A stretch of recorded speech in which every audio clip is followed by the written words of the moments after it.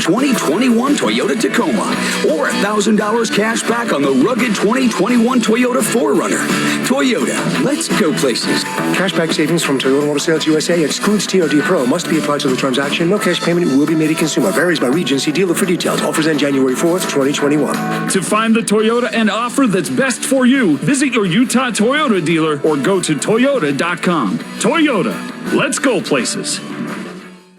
'Twas the holiday season, and many families felt glee, for they shopped at Smith's, where pickup was free. Green beans and apples, a salad so merry, sweet onions and Brussels, and cakes topped with cherries. Whipped mashed potatoes and warm spiral ham take center stage for a feast with the fam.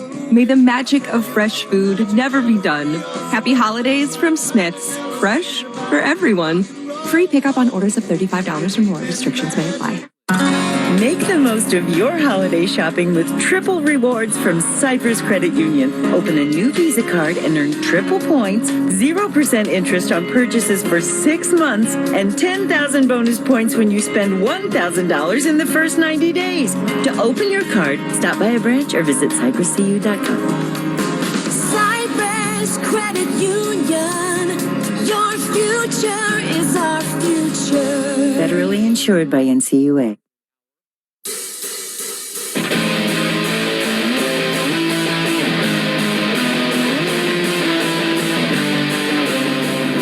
Jazz Game Night pregame show right here on the Jazz Radio Network. Jake Scott, Coach Tim Lacombe are getting you ready for the showdown between the Utah Jazz and the Oklahoma City Thunder. We haven't talked about it here during the pregame, and I know it'll kind of be a theme, I'm guessing, throughout the game and throughout the broadcast. But last time the Utah Jazz were in Oklahoma City, of course, it was that night where the results come back and Rudy Gobert tests positive for the coronavirus, and it was an event that kind of changed the way this country, certainly, I don't want to say the world, but this country viewed the pandemic, and in a lot of ways started off this chain reaction that still is in place today. It's pretty amazing to think that for a brief couple of days, the Jazz were absolutely at the center of the coronavirus universe. And we played earlier today, Quinn Snyder's media availability, and he talked about how Rudy was really a lightning rod for a lot of stuff there for a while, and undeservedly so, obviously, now looking back in hindsight what this has become. But it's really, I would guess, for the players and coaches and media too, who are going down there, it's probably pretty eerie covering a game and returning to Oklahoma City. Yeah, it's so much to think back on and unpack, and so we know so much more now than we knew then. Really, Rudy's approach to it was no different than everybody, right? We all, it was just kind of something that was affecting other people. It wasn't going to affect us. We weren't going to let it come in here. And then all of a sudden it became here and really fast. And I was actually out in North Carolina during that time for the ACC tournament, and everything got shut down. But it was all just, there's going to be some awesome, like 30 for 30s as we get further away from this, that really kind of delves into the impact. But for sure, that night and the Jazz and the Thunder were really kind of the epicenter of kind of that merging of sports and the coronavirus. I'll be eager to hear, David I'm sure he'll recount some of it because, of course, he was down there in Oklahoma City. But from my perspective, for road games, after the pregame is over, I'll usually try and duck out and go grab something to eat. Of course, with the big show before, I should bring my dinner more. Man's got to eat, Jake. So I remember I ducked out and I went and grabbed something, fast food or something, and I'm on my way back and I'm listening to David go through all his pregame, stuff, and then my wife calls.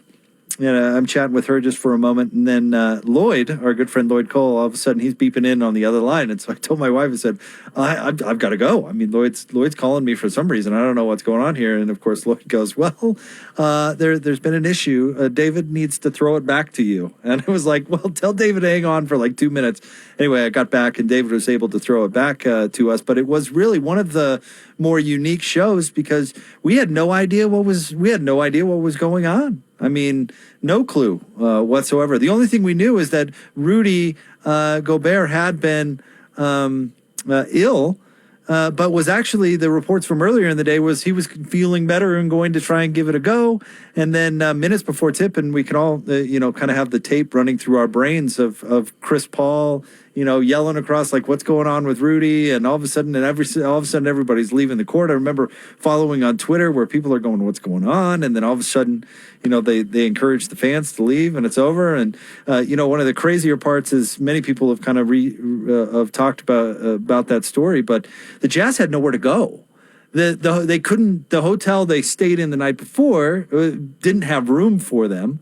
I don't know if they weren't eager at the time to bring the coronavirus back into their hotel, but they had to find like an airport hotel to stay at, and then arranging travel under that circumstance out was nothing short of a miracle, and somehow found their way back. I mean, what a wild story for the Utah Jazz to be involved in. And it's one of those, I being around college basketball and coaches, out on the road recruiting, you see the same guys every year, and you kind of get your friends, and you end up talking about crazy stuff that happened, and they talk about it was a recruiting period when September 11th happened, right? And coaches.